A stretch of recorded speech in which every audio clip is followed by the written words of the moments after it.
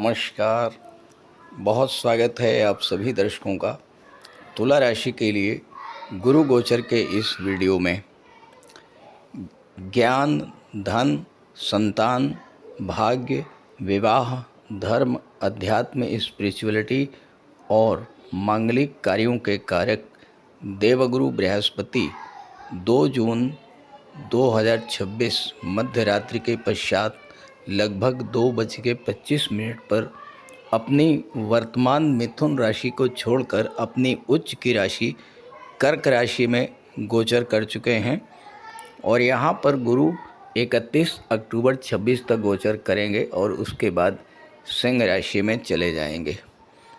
महत्वपूर्ण बात यह है कि इस पूरे गोचर काल के दौरान गुरु अतिचारी अवस्था में गोचर करेंगे, यानी सामान्य से अधिक गति से गतिमान होंगे। देखिए, देवगुरु बृहस्पति एक राशि में 12-13 महीने तक गोचर करते हैं, लेकिन कर्क राशि में मात्र 5 महीने ही गोचर करेंगे और 5 महीने बाद राशि परिवर्तन करके सिंह राशि में चले जाएंगे। तो लगभग दोगुनी गति से, डबल स्पीड से गतिमान होंगे और जितना तीव्र गति से गतिमान होंगे उतना ही तेज़ी से अपना फल भी प्रदान करेंगे। जीवन में जो भी कल्याणकारी कार्य होते हैं उसके कारक हैं देवगुरु बृहस्पति। ज्ञान और बुद्धि उनसे प्रकट होती है। धर्म और नैतिकता के रक्षक हैं गुरु। वो धन जो परिश्रम से नहीं भाग्य से मिलता है उसके कारक हैं देवगुरु। संतान, विशेषकर पुत्र संतान के कारक हैं देवगुरु बृहस्पति। तीर्थयात्रा, देवदर्शन, धार्मिक और मांगलिक कार्य, ये सब गुरु के अधिकार क्षेत्र में आते हैं। उच्च शिक्षा और शास्त्रों का ज्ञान गुरु की कृपा से ही प्राप्त होता है। सबसे महत्वपूर्ण है गुरु की दृष्टियाँ। गुरु को 3 दृष्टियाँ प्राप्त हैं, पंचम, सप्तम और नवम दृष्टि। गुरु की दृष्टि में अमृत होता है। जिस भाव पर गुरु की दृष्टि पड़ती है वो भाव गंगा जल के समान पवित्र हो जाता है। वो भाव फूलने फलने लगता है और उस भाव से संबंधित सभी फल प्राप्त होते हैं। 2 जून को कर्क में और 14 जुलाई से 12 अगस्त तक कर्क में ही गुरु अस्त रहेंगे। इस अवधि में विवाह, गृह प्रवेश, यज्ञोपवीत जैसे शुभ और मंगल कार्य वर्जित रहेंगे। 13 अगस्त को पुनः उदित होकर 31 अक्टूबर तक कर्क में संचरित होंगे, उसके बाद सिंह राशि में चले जाएंगे। तो तुला राशि के जातकों को गुरु के इस गोचर से किस तरह का लाभ मिलेगा, इसी पर चर्चा करेंगे इस वीडियो में। ये विश्लेषण आपकी चंद्र राशि के आधार पर किया जा रहा है। तो ये है तुला राशि के जातकों की कुंडली।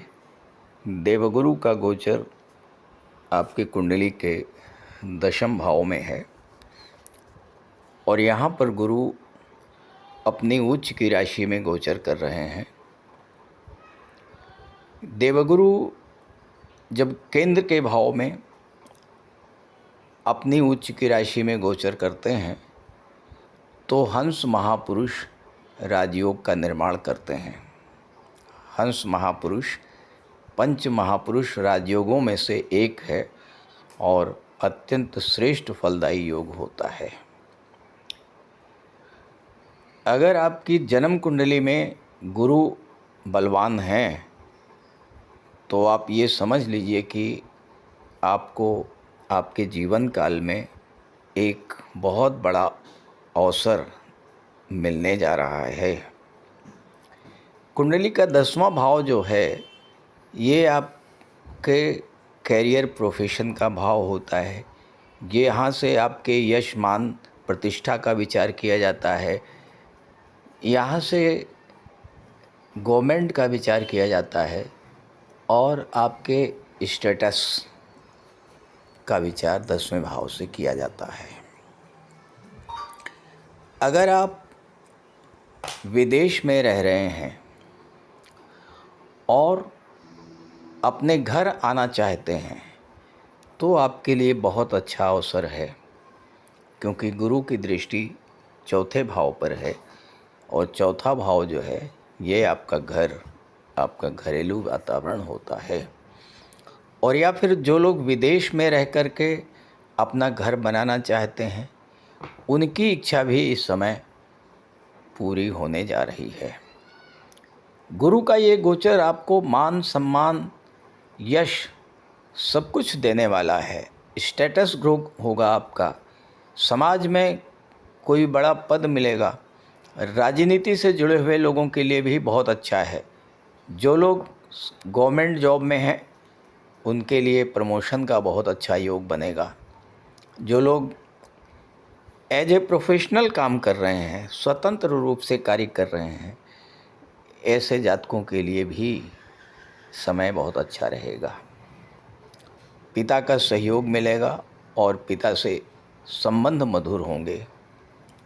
पिता से नज़दीकी बढ़ेगी और पिता का मार्गदर्शन, पिता का सहयोग, ये आपको जीवन में आगे बढ़ने में बेहद सहायक होगा। सोशल रिस्पेक्ट आपकी बढ़ेगी। सार्वजनिक मंच पर आपकी उपस्थिति बढ़ेगी। कार्यस्थल पर आपको मान सम्मान मिलेगा। लोग आपकी बातों को सुनेंगे, आपकी बातों को समझेंगे और आपका सम्मान करेंगे। ओवरऑल देखा जाए तो तुला राशि के जातकों के लिए गुरु का ये गोचर आपके मान सम्मान में, आपके यश कीर्ति में और आपके स्टेटस में बड़ी वृद्धि करने वाला है। कोई बड़ा पद दिलाने वाला है, कोई बड़ी जिम्मेदारी दिलाने वाली है। गवर्नमेंट जॉब में है या प्राइवेट जॉब में है, उन सभी के लिए ये समय बहुत ही श्रेष्ठ है। बिजनेसमैन के लिए बहुत अच्छा है। जो लोग ट्रांसफ़र चाहते हैं, जो लोग प्रमोशन चाहते हैं, उन सभी के लिए ये गोचर बेहद अनुकूल है। हाँ, ये ध्यान रखिएगा कि जब देवगुरु बृहस्पति अस्त होंगे, उस अस्त काल के दौरान कोई लीगल कॉन्ट्रैक्ट मत कीजिएगा, कोई पार्टनरशिप डीड मत साइन कीजिएगा, उससे आपको बचना होगा। देवगुरु बृहस्पति का गोचर जो है, ये गवर्नमेंट से आपको बड़ा लाभ दिलाना वाला है। जो लोग कोई सरकारी ठेका लेते हैं, सरकारी कार्य करते हैं, कोई गवर्नमेंट टेंडर या किसी गवर्नमेंट स्कीम से लाभ लेना चाहते हैं, तो वहाँ पर गुरु आपके लिए बहुत अच्छा फल दे रहे हैं।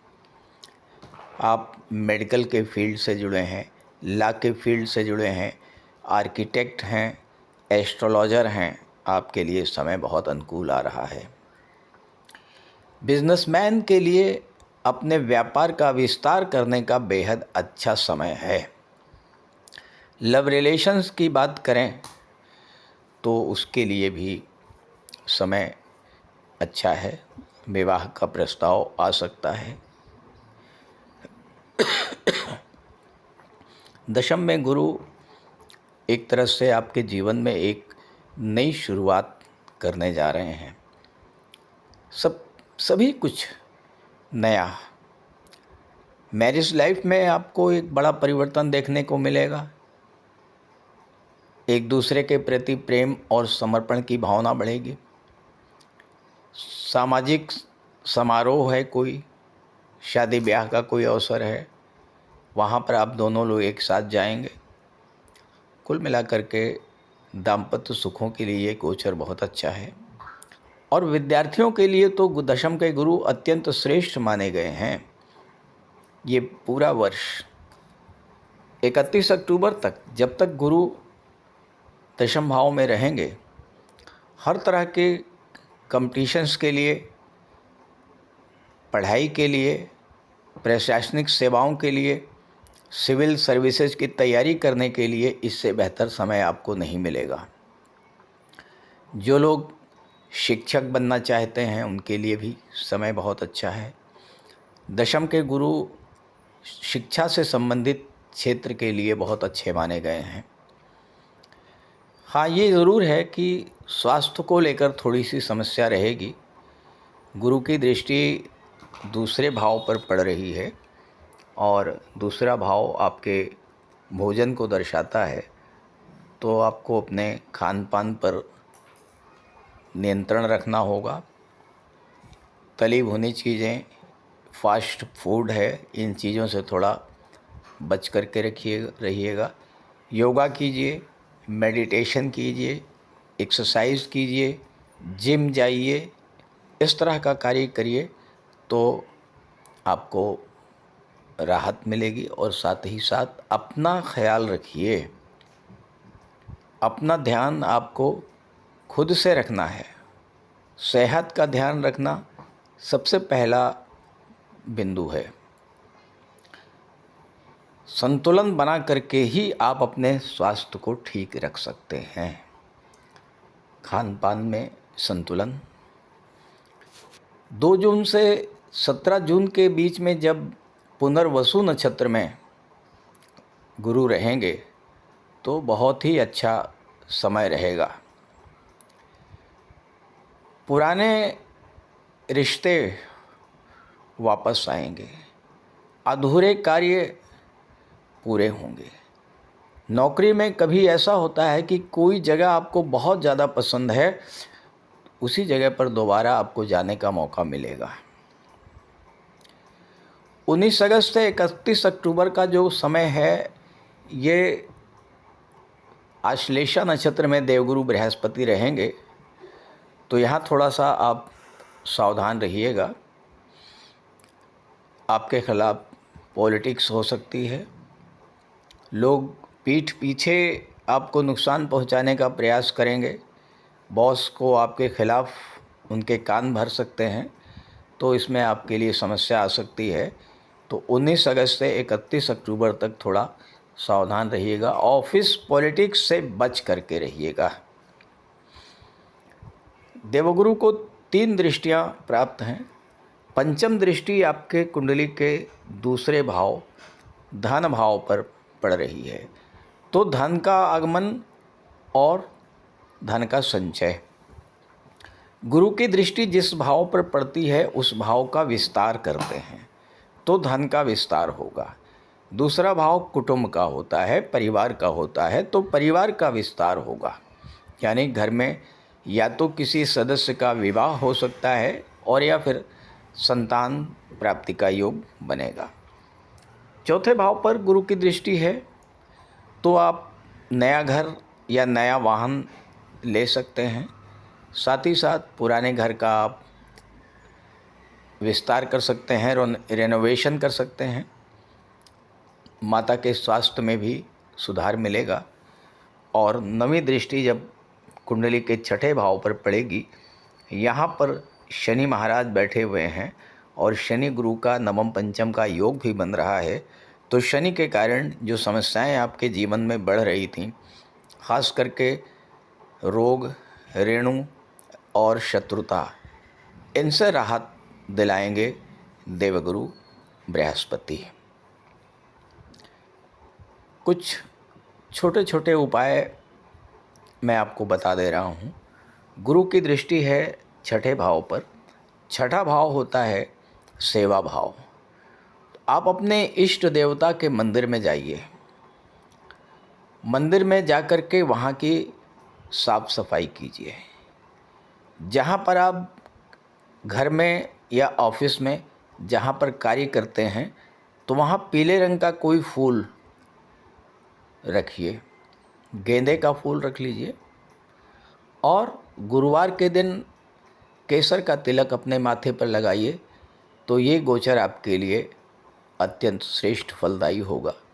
और इसके साथ साथ माता, पिता, गुरु और वृद्ध जनों का सम्मान कीजिएगा, उनका आशीर्वाद प्राप्त कीजिएगा। साथ ही साथ विष्णु सहस्त्र नाम का पाठ करते रहिएगा, तो आपके लिए बेहद अनुकूल फल देने वाला होगा ये गोचर। अब ये तो एक जनरल प्रेडिक्शन है। तुला राशि के करोड़ों जातक हैं। अब आपकी जन्म कुंडली में ग्रहों की क्या स्थिति है, इसके बारे में मुझे कोई जानकारी नहीं है। तो अगर आप अपनी कुंडली का विश्लेषण कराना चाहते हैं तो इसी वीडियो के डिस्क्रिप्शन बॉक्स में मैंने अपना व्हाट्सएप नंबर दे दिया है। स्क्रीन पर भी अपना नंबर दे दे रहा हूँ 9058144128। इस नंबर पर आप कॉल कर सकते हैं। नमस्कार।